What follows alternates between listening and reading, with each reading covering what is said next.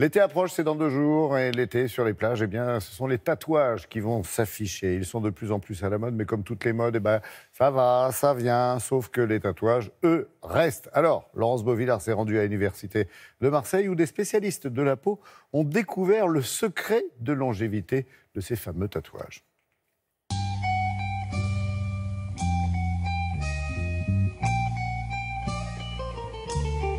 En France, 10% des adultes sont tatoués. Généralement, c'est pour la vie, mais parfois on se lasse d'un dessin ou d'une inscription. Pourquoi Granny Smith? En fait, c'est pour ma grand-mère, parce que ma grand-mère, je l'appelle Granny, donc la pomme Granny. Ah, c'est sympa. À Marseille, une équipe de l'INSERM a découvert où l'encre se met dans les cellules, ce qui va peut-être permettre de comprendre comment on peut retirer les tatouages.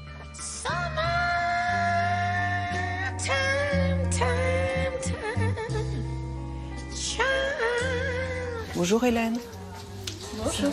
Il paraît que vous avez un joli tatouage. Merci. Ah oui, très beau, super. Vous êtes vraiment des spécialistes du tatouage ici? Tout à fait. C'est un critère de sélection? Vous travaillez avec des étudiants et des stagiaires On devrait. tatoués? On ne le fait pas. Jusqu'à présent, on ne le faisait pas, mais je crois qu'on va reconsidérer nos critères de sélection des étudiants à partir de maintenant. Pour l'instant, vous travaillez sur la souris? Tout à fait.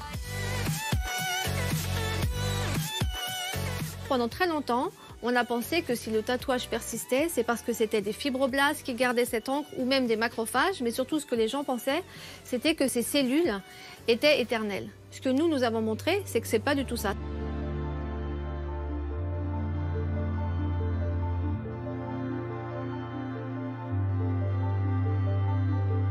Initialement, en fait, on s'intéresse au système immunitaire de la peau. Et en particulier, on s'intéresse aux cellules qui sont les sentinelles de notre peau. Et là, il y a 2 grandes familles de cellules. Il y a les cellules dendritiques, mais il y a aussi une autre grande famille très intéressante qui sont les macrophages. Et les macrophages, eux, sont là pour détecter les pathogènes, n'importe quel corps étranger, et faire le ménage. Ils mangent et ils digèrent. Par contre, lorsqu'on fait un tatouage, on injecte de l'encre dans le derme. Et cette encre, ce sont des particules inertes. Et le macrophage va faire son travail dans la mesure où il va manger cette encre. Mais par contre, au moment de la digérer, il n'est pas capable de le faire. Et à un moment, ce macrophage va mourir et d'autres macrophages vont venir et vont prendre cette encre. Et en fait, c'est un cycle perpétuel de libération, re-ingestion qui fait que le tatouage persiste.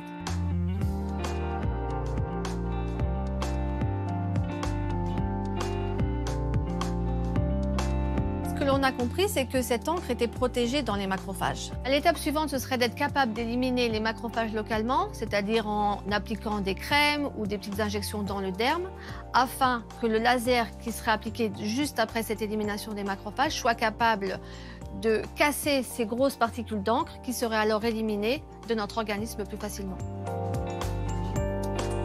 Aujourd'hui, si on veut se faire détatouer, c'est possible grâce au laser, mais c'est cher, long, douloureux et le résultat n'est pas toujours évident. Donc si on a un projet de tatouage, une solution, c'est d'aller voir un vrai professionnel et un artiste.